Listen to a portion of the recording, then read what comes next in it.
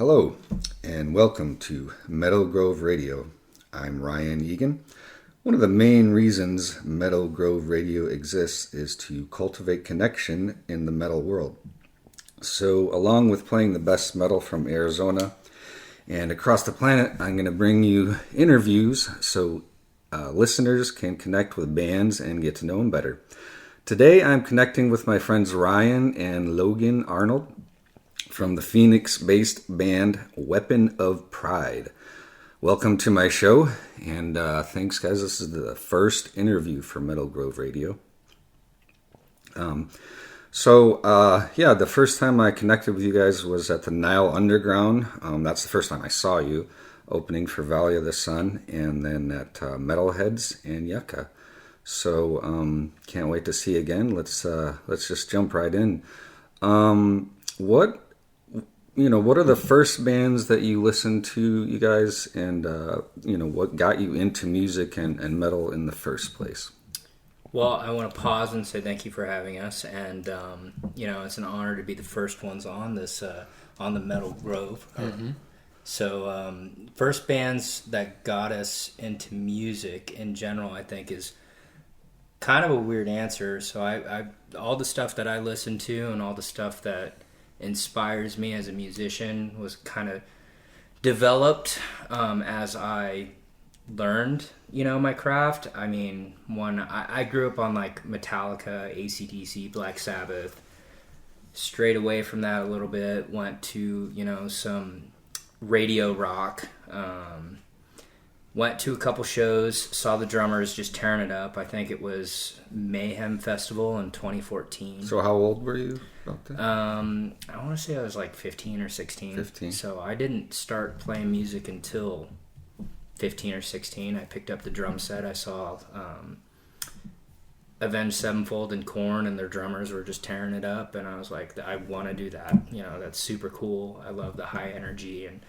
they're flailing their arms, especially, I think his name is Ray Loiser of Korn.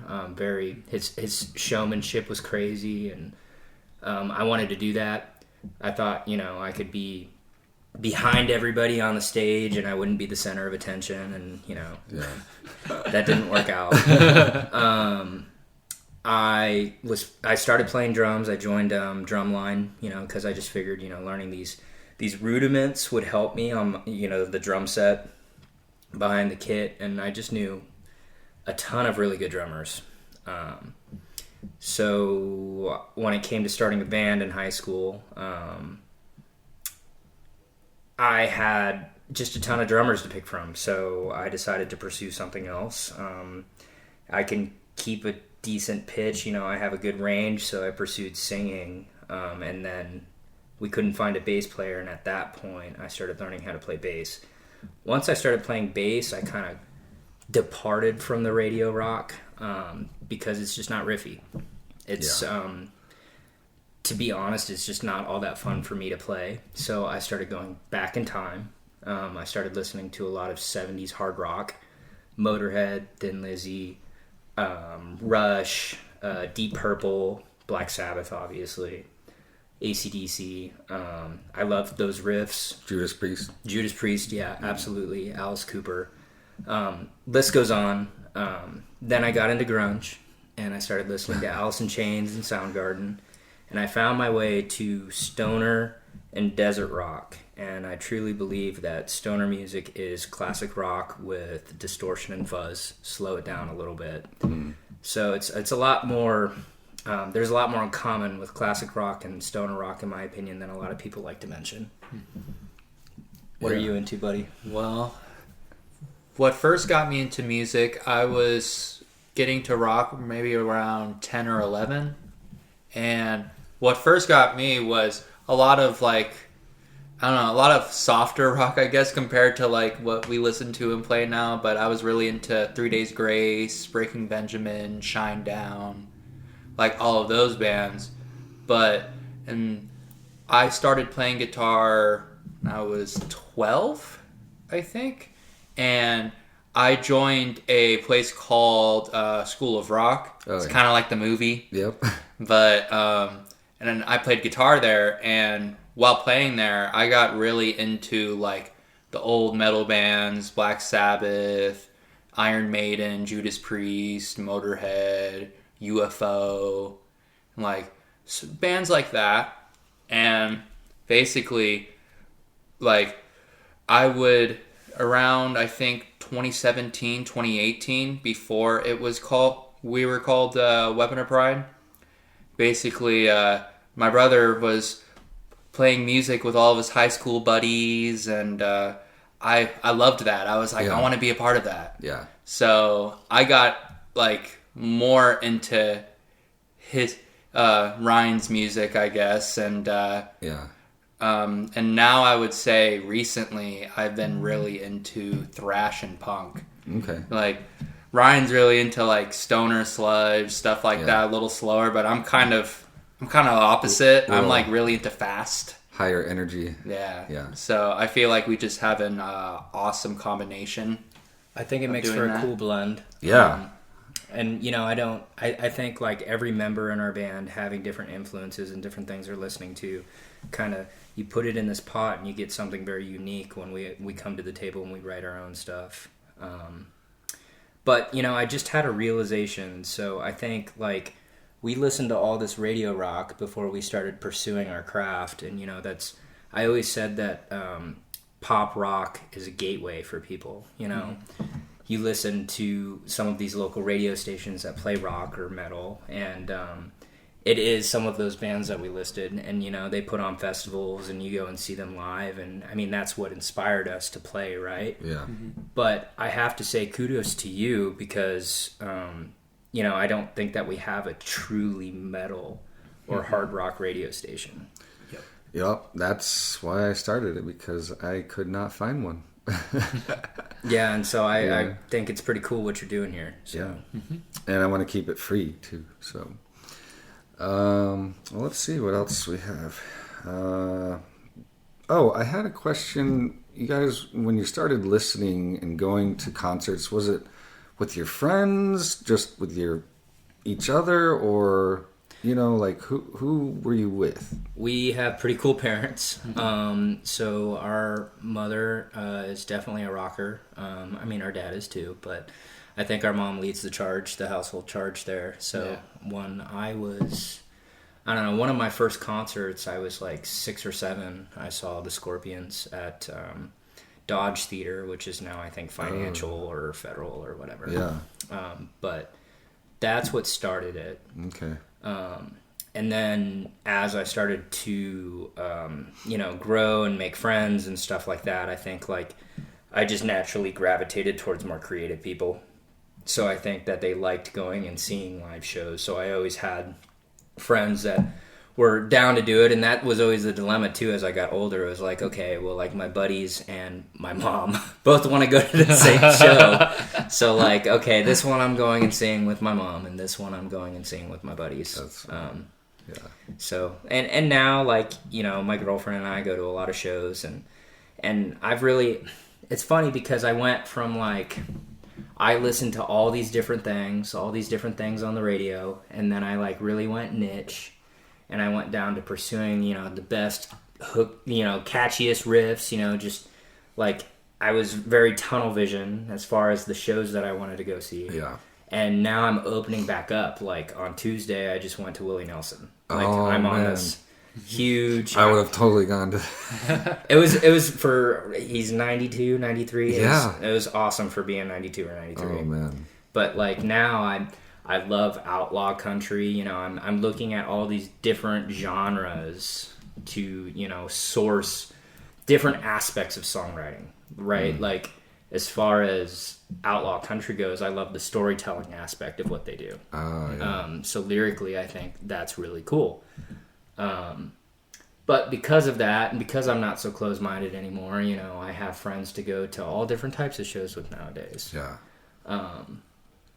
Local shows, you know, as I've made friends and networked with bands here, you know, I've got buddies in all these different bands now. So when they play Yucca or they play, you know, Metalheads or wherever, like Sage and Sand on the west side, you know, I go out and I support them, and it's a good social thing. So, I mean, I love shows. Yeah, all that's sizes, all genres. Yep, that's me too. I've gotten to appreciate all the different kinds of metal. I used to be a little bit more narrow, like you as well. So let's see. Did answer that. How did the band start? Like, how did you come together? How did you get the name?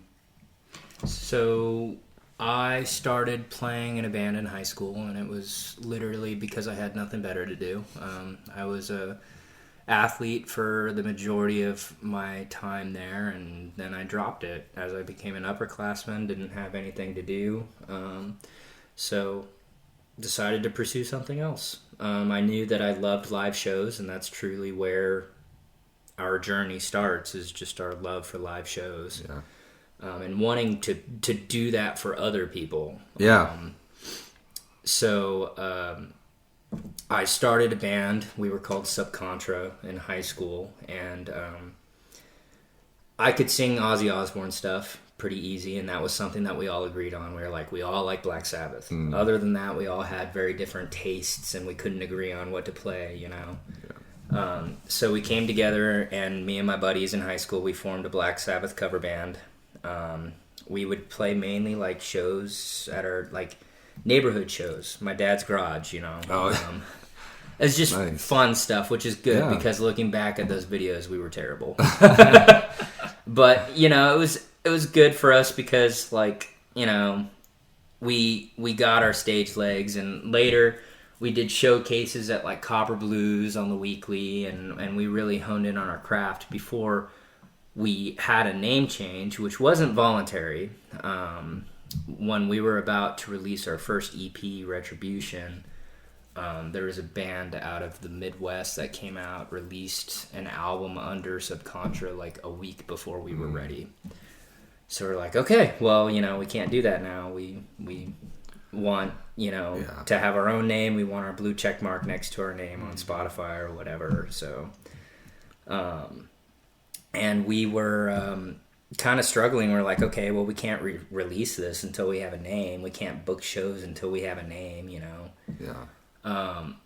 Michael Beck of Sound Vision does our music, and he has a studio in Mesa. And apparently he has some crazy neighbors.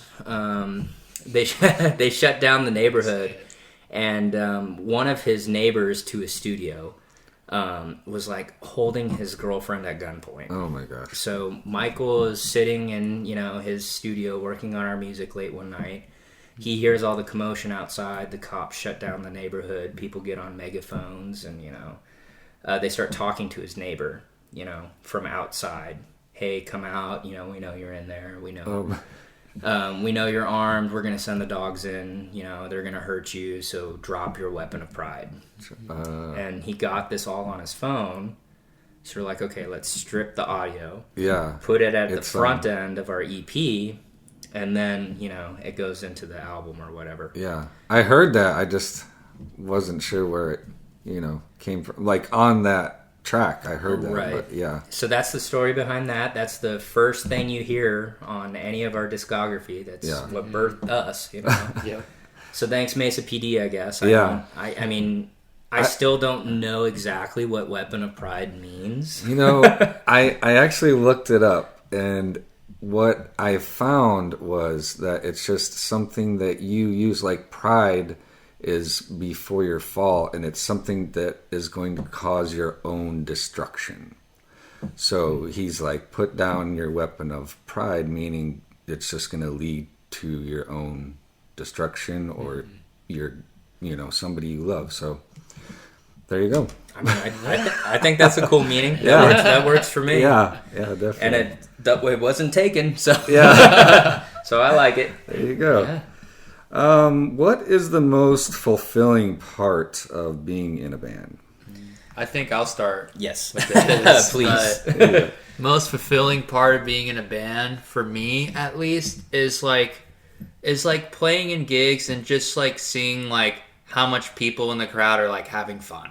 Pretty much for me, like one of my like main reasons of like playing music. Well, I guess one of them is seeing your older brother and like wanting to be a part of that. Yeah. But another part is that like I like for me getting into guitar, I I loved Slash, Zach Wild, and like I wanted to be the guitarist like that, like basically getting other people into music and other people in guitar, just like they were, and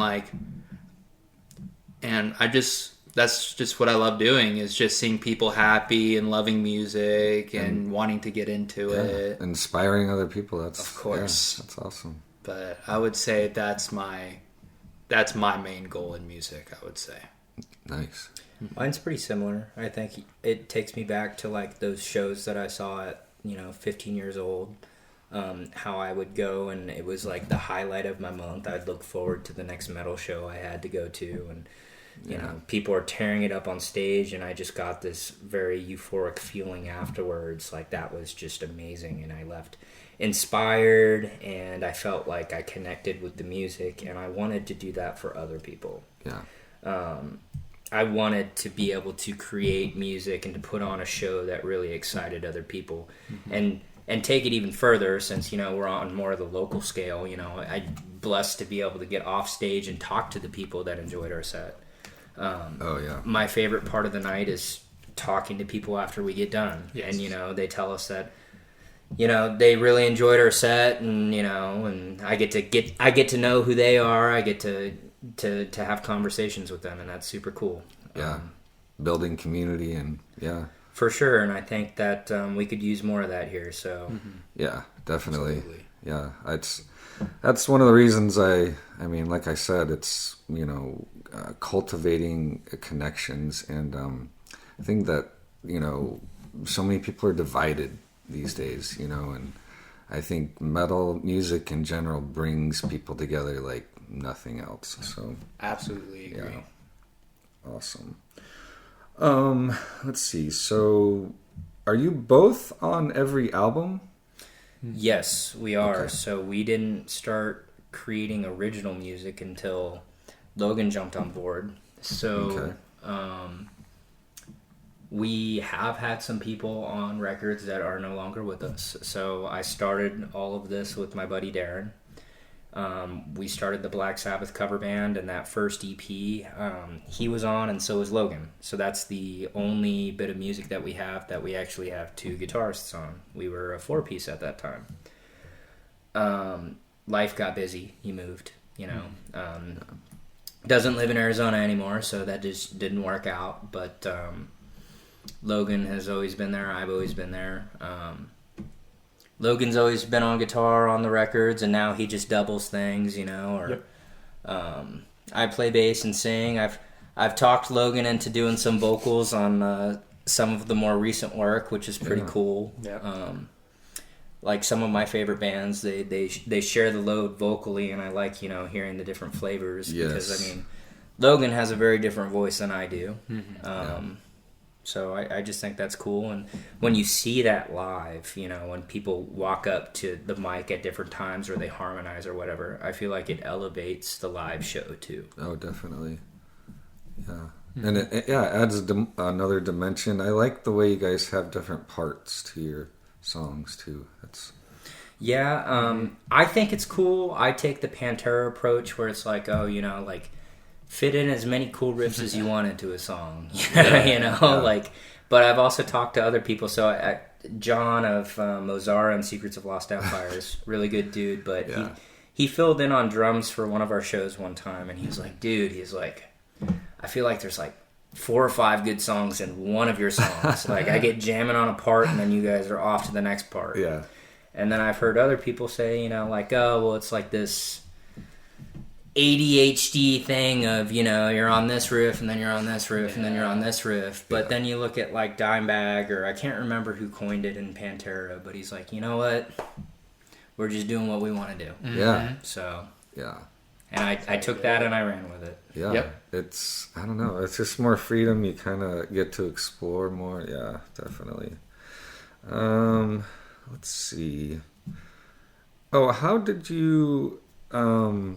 like on Siren and a couple of other songs, how did you come across the other people? What are their names? Abby Walker and Ryan. I believe she goes by Morbid Night. Okay. So, ambitious tracks. So again, we just do what we want to do. Yeah. So I love Siren. That's like, I mean, I love Shredder too, but Siren I think is one of my favorite songs on there. Yeah, definitely. Cool. Nice. So Abby's probably a little easier. So we played like this weekly musical showcase. It started at Copper Blues in downtown. This was years ago when we were just a Black Sabbath cover band. So we had become friends, and she plays very different music than we do, Yeah. and it's great. But that friendship, you know, I played bass with her at a couple of her shows, and you know, we wrote a couple songs, and some of the parts that I heard, I was like, this isn't my voice. I don't foresee me singing this part, or you know. Yeah. And Siren, I mean, the nature of Siren is, you know, mermaids, whatnot. So Yeah. like, I was like, well, I kind of like want this like duo, like rough sounding, darker, you know, side, and then I want this elegant, you know, kind of luring sound. Yeah. So I was like, all right, well, I need to find two very different voices. Abby came to mind just because of our friendship and our working relationship in the local music scene. And then Ryan is actually from a thrash band called Iron Kill. Oh, okay. They're no longer around, but they gained a lot of traction, I don't know, probably around 2017, 2018. They were playing the Marquee, opening up for a bunch of big acts, and I've never really talked to her about what happened, but they eventually disbanded. But I saw them and I was like, holy crap, like she has an amazing voice. And I mean, like, you'd be in a room with her and you wouldn't think that was coming from her. Yeah. You know, so I just thought of her too, and I was like, let me hit up both of these people and see if they're down to do it. And sure enough, they were. So Nice. Yeah, that's a great one. Let's see. Well, how about other bands from Arizona that you think people should listen to, or, you know, that I should play on Metal Grove Radio? Well, I guess some really good bands around here that we've already said was like Secrets of Lost Empire is really good. Another band, Fuzz Evil, they're really good. Who else? I was like, I'm trying to think of other names. I'll tap in here. Yeah. To give Logan the benefit of the doubt, he's a little too young to go to half of the shows around That is- here. Oh, that is true. Yeah. That's So I true. go to most of the local shows on our behalf, but Yeah. I do want to take some time to talk up Fuzz Evil because Fuzz Evil is super cool. Absolutely. Yeah. So I knew of them. We had never played with them. I had never seen them live, and they invited us recently to go down to Southern Arizona and play with them. They just released an awesome record. Yeah. Smear Merchants? Yep. Yeah. And you know, talking about the camaraderie and community and whatnot, like those guys were super cool. Actually, both of the bands we played with in Southern Arizona, you know, on the way down were great. I was about to say another band I forgot, Witch Milk, is really good. So there's a band called Witch Milk out of Tucson. Which Milk? Witch Yes. Milk, Okay. yes. They're very cool. They were great guys. They were awesome. They're a 3-piece too. A little heavier, a little sludgier than us. But they were awesome. Really great guys too. Okay. And then we made it down to Sierra Vista, where Fuzz Evil's from, and they Nice. treated us great. They, you know, tore off our faces. They sounded awesome. Absolutely. There's quite a few. I mean, especially like booking gigs. Like I put gigs together a lot of the time for metalheads, and a lot of the bands that I put on the bills, you know, like half of them I've seen and half of them I see when we, you know, show up and we play the gigs. But like one of our next gigs, we have a couple bands that I've played with that I love. Mozara's awesome. But there's some that I'm looking forward to. Like, I've heard their music on Spotify, and I'm looking forward to seeing their live set. Like, there's a band called Wicked Rain. Okay.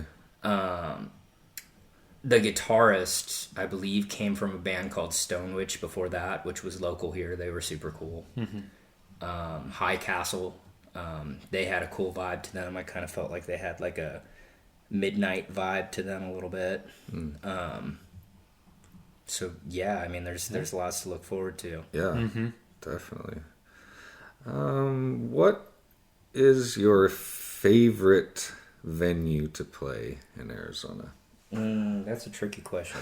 Personally, for me, I would say my favorite. We played a lot at Yucca, and Yucca has always done us well. Like, Yeah. that's a really nice venue to play at. I would say the Nile Underground is really cool to play a lot. Yeah. And a venue that we haven't played in a while that I really like is Pub Rock. Oh, okay. It's really cool playing there. The only thing that, which like, it's not from them, just because of my experience. I'm under 21. Oh, yeah. So pretty much every time we're done playing at Pub Rock or something like that, they're like, all right, like, you guys did awesome, but you kind of need to leave. You gotta go. Yeah. I'll add to all of that. I do have gigs that I can think of that, like, oh, well, this would lead me to believe this was my favorite venue or whatever. But really what it boils down to is the crowd that the venue draws and how engaged they are with the music. I've played venues where I felt like, people were there to have a beer, talk with their buddy, and you were considered background music, whereas you play at some other venues where they have an established community of people that are pursuing live music, local music, new stuff, like early adopters. Right? Yeah. So there are some venues that I think, have established a good community of people that are looking for that. So Yucca is one of them. I feel like they have a good community of people that are always there, that receive, good metal and good punk music well. They interact with you, they dance with you, they mosh, whatever. The Nile Underground is one of them. And then we've had some one-off gigs, too, that have just been really cool. Like, and I don't know, like, what created the circumstance, but like we played the Orpheum in Flagstaff, which was awesome. Like, I swear, like half of NAU was there, and they were all just bouncing. But like, I'm sure it's not always like that. Yeah. Tucson is a really cool scene too. A lot of the people down in Tucson support local music. They have a good local scene down there, so really receptive down there too. I love their record stores down there. Wooden Tooth is awesome. Yeah. If you've been to Wooden Tooth. Yes, definitely.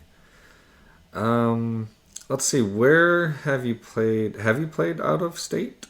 We have. So we've played as far west as San Antonio, Texas, and we've played. Oh no, that's east.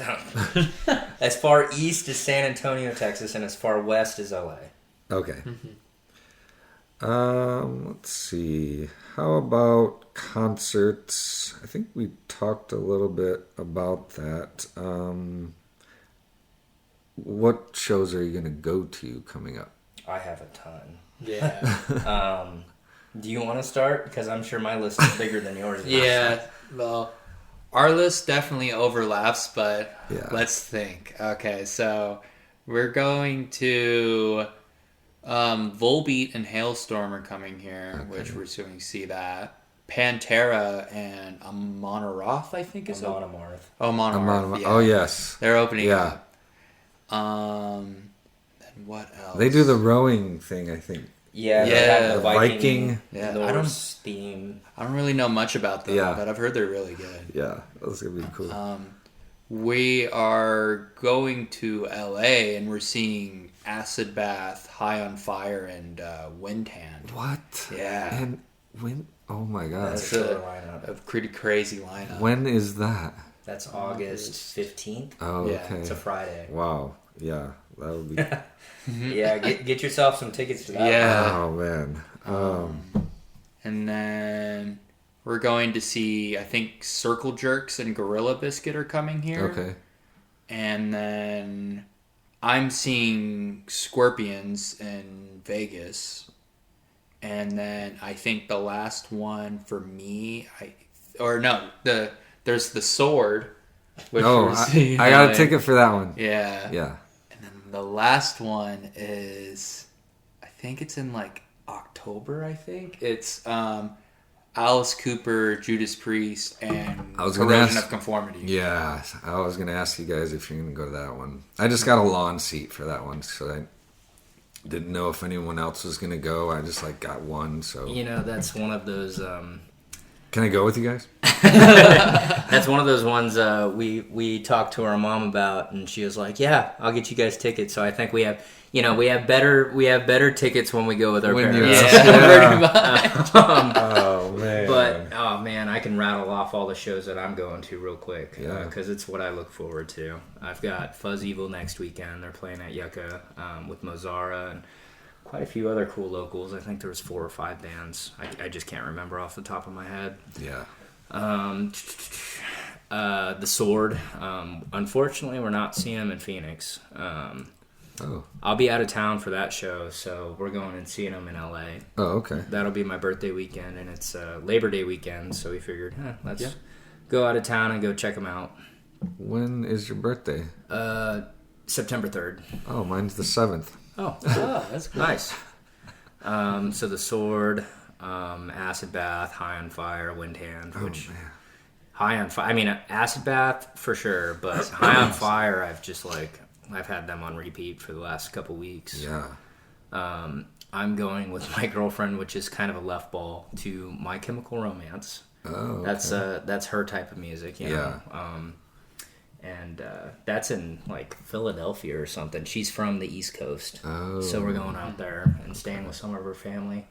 And my selling point was Alice Cooper was opening up for him. Yeah. So. I've seen so many bands, but I have not seen Judas Priest and Alice Cooper or of Conformity. So I was like, I gotta go to that one. Living here and not seeing Alice Cooper yet, like what the heck? Just met Alice Cooper 3 weeks ago. Really? Like that. Nice. Super cool dude. Robert Halford lives in Scottsdale too. So, met him one time. Both really cool people. I mean, shit, I've met Corrosion of Conformity too. Oh man. Also, I saw Rob. He just came out. It was a '97 Pantera at the Mesa Amphitheater, and he came out on stage with Pantera. That's the only time. Yeah, it's the only time I saw him. That's pretty cool. Yeah. Let's see. Zakk Wylde. Do you think he's underappreciated?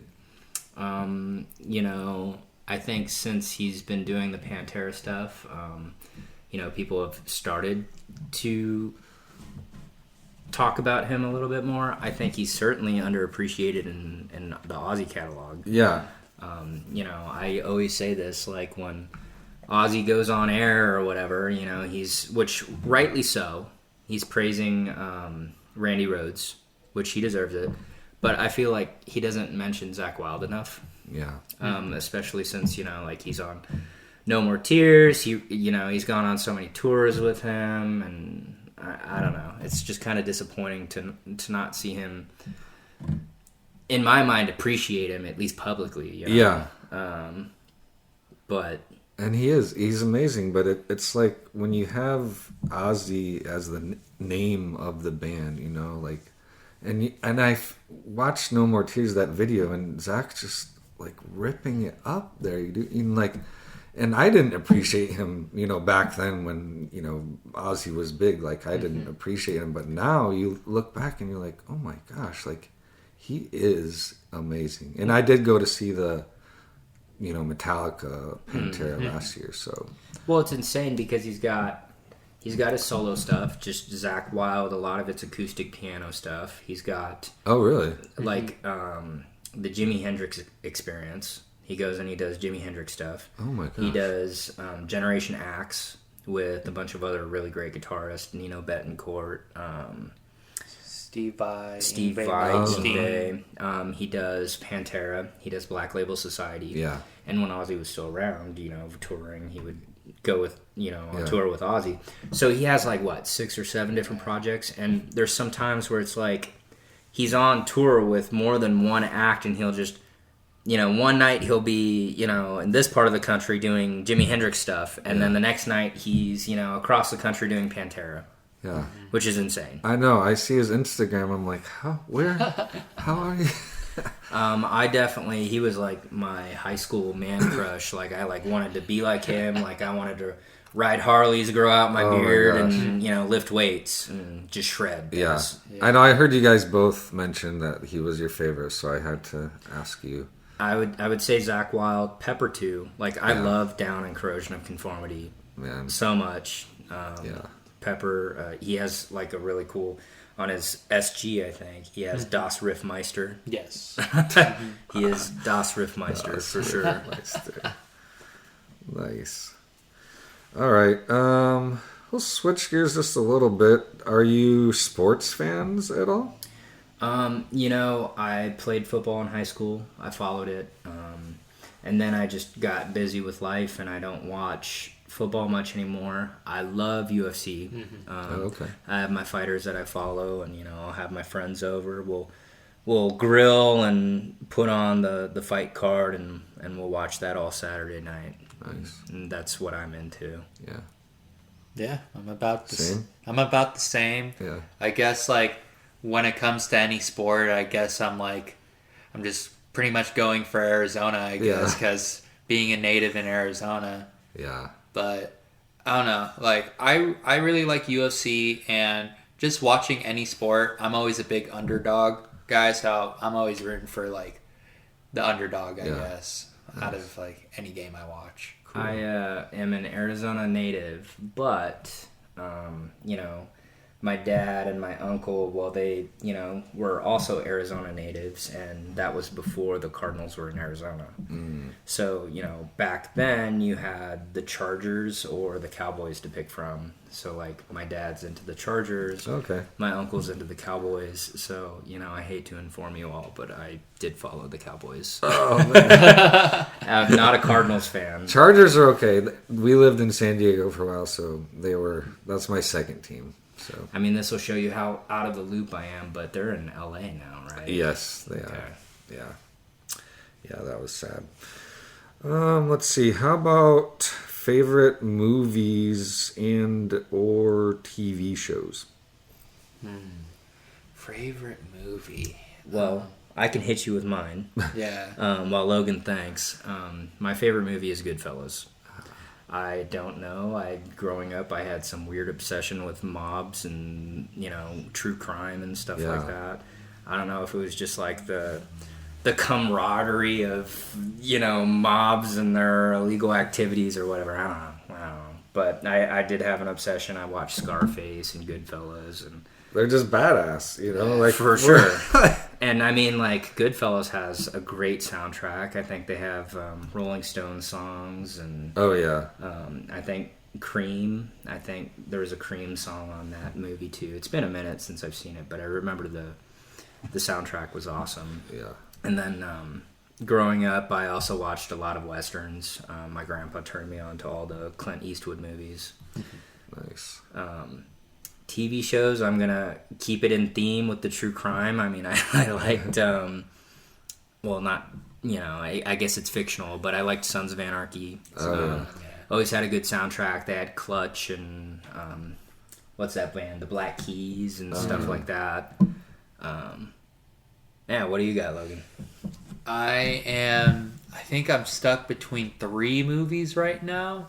I would say a big one is definitely Terminator 2. I really love that movie. Nice. I really like 12 Monkeys with Brad Pitt and Bruce Willis. Oh, that's a great movie. That's an awesome movie. And then I love Keanu Reeves, so I would say Point Break. I really, really like him and Patrick Swayze in that movie. Did you see the new one? No, I didn't know there was a new one. Oh, yeah. It's okay. It's worth watching. I think that is what I'm going to be doing after this. Is All maybe right. watching that. And TV show, definitely Sons of Anarchy's up there. I really liked. I know it's like kind of before my time, but I really liked Lost. I never really watched that, but like a year or two ago, I watched all of it, and I really liked it. Yeah, that show. Yeah, I watched that one. That was a good one too. How about favorite non-metal genre? For me, probably outlaw country. I love David Allan Coe, Waylon Jennings, Marty Robbins, which is an AZ native. I like their storytelling. Didn't David Allan Coe do something with Pantera? That would not surprise me. I feel like they did some sort of country outlaw. We'll have to look that up. That might be what I'm doing. That would not surprise me. They kind of have the same ethos, and they're both from Texas. Yeah. So that makes some sense. Yeah. I do have some guilty pleasures. I like 80s synthwave type stuff. Oh yeah. I don't know. I just I like those catchy hooks and the melodies. Yeah. You know. Definitely. Mine is for sure the 80s, like new wave, like Tears for Fears, Duran Duran, Depeche Mode. Yeah. I really like all of those. I've gotten into jazz a lot. I can't really name you a whole lot of jazz artists. I was gonna ask you guys who like jazz. I am a fan of jazz also.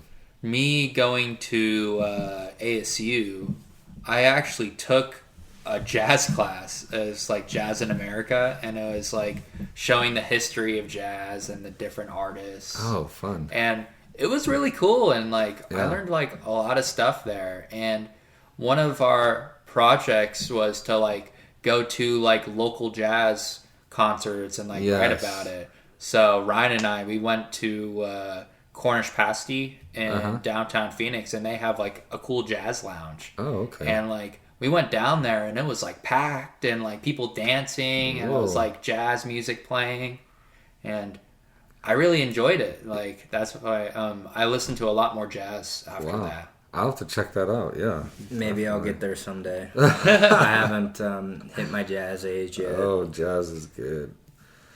Let's see. How about favorite books, or are you reading any books lately? Wise Guy is a good book. I mean, it's Goodfellas, the novel that inspired Goodfellas. Oh, okay. I like to, read the books, ideally before I get to the movies, but sometimes I get to the movies first. Yeah. What do you got, Logie? I don't really read that much, but I would say like some of my favorite books that I read once in a while was like kind of like the old classics. Like I really like To Kill a Mockingbird. I like The Outsiders. Oh yeah. I read another book by the same author of The Outsiders. I think it was called Rumblefish. Oh yeah. That was a really good book. Yes. I really liked that. And I don't know, just that's kind of all the books I've really read is like the classic, like like you're reading in school. In school, yeah. Books. That's good. I've read all the classics too, and I mean, what I really started doing was like reading biographies of musicians, because I figured, I wanted to know like what they did to be successful, to market their music, to put it out there, what their journeys look like, how it affected their songwriting and whatnot. So I've read a lot of like musicians' biographies, stuff like that, just trying to learn from them. Yeah. I'm trying to think of this one book that I just read. I don't remember what it was called, but it was about like modern heavy music, and it was in association with Ripplefest. Okay. Which I don't know if you're familiar with Ripplefest. Texas, right? Yes. Yeah. So Ripple Music, they're an independent record label. They, one of their bands is Mothership. They put on a stoner metal festival every year about September in Austin, Texas. And one of the guys that went to one of our Yucca shows, he like just gave us a book and was like, "You need to read this." And it was a book in association with Ripplefest, and Nice. and it just kind of explained how we got to the modern stoner desert rock genre. And then it started to lay out, like why it's big and the different players, and like, I don't know, it was like really insightful, and I thought it was pretty cool. And I guess I'm gonna have to get back to you on it because I can't think of what it was called. Well, But definitely. Let's see. Well, I think we've covered a lot of good things for now. What are your future goals? so we just released a cover of 100,000 Years by Kiss. Oh yeah. I think our game. Well, so we just released a full-length album in December, so we're pretty fresh off that. But with the modern music industry, just the importance of constantly putting out content. You want to stay on top of things and to continue to work and massage the algorithm. We kind of created a pipeline, a game plan of how do we stay relevant this year and put out new material without rushing the next album, because we want the next album to sound different and better, ideally, than the last record. Yeah. So we wanted to take some time on it. So what we did was we recorded a couple cover songs. I'm going to keep them a surprise, but we're going to sprinkle them throughout 2025, and then in 2026, early 2026, hopefully we'll come out with another new record. Yep. But gives us a little runway Yeah. to work on the next thing. Something to do. Yeah, definitely. We're gigging a lot more now. We've got a show on June 14th at Metalheads. That's with Wicked Rain, which I'm excited to see them. High Castle, Mozara, and Evil Wizard Weed, EWW. Yep. I haven't seen them either yet, but I've heard them. I've seen videos of them. They seem pretty cool, so we're excited for that one. Yep. Going down to San Diego in July, and then we've got a couple other big gigs that we're just waiting to get confirmed, and we're excited to announce that pretty soon here. Yep. Nice. Good. Well, thanks so much for coming, you guys, and let's do this again soon. This has been Metal Grove Radio. Be sure to check out Weapon of Pride's latest album, Beneath the Surface. Is that right? That is right. All right. And check them out live at a venue near you. Thanks for listening, and have a great night.